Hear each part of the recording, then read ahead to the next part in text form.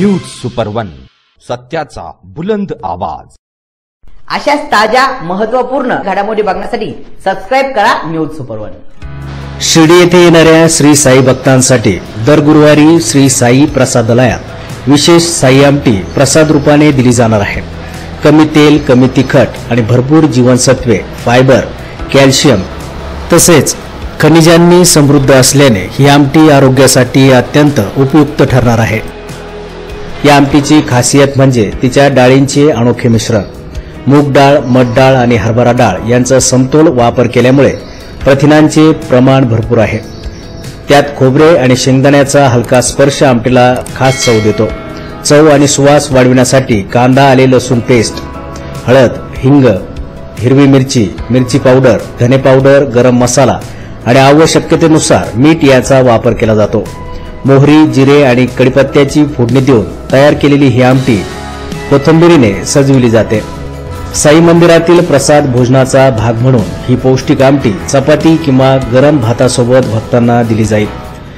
ओम साई राम, मेरा नाम है अमीशा, मैं सूरत से आई हूँ और मैं यहाँ पे शिरडी में भगवान के दर्शन करके यहाँ पे उनके भोजनालय में खाना खाने आई हूँ।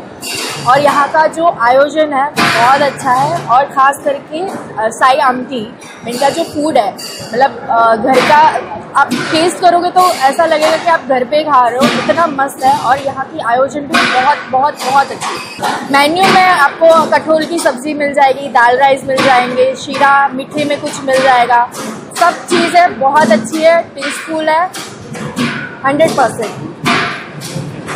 ओम साई राम। ओम साईराम। आम्ही मुंबईवरून आले आहे।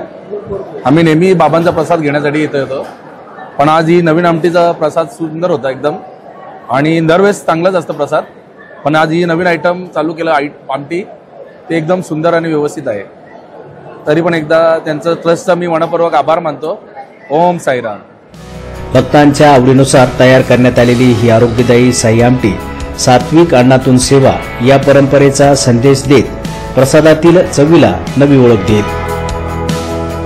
न्यूज सुपर वन साठी राजेंद्र धुंदळे, शिर्डी।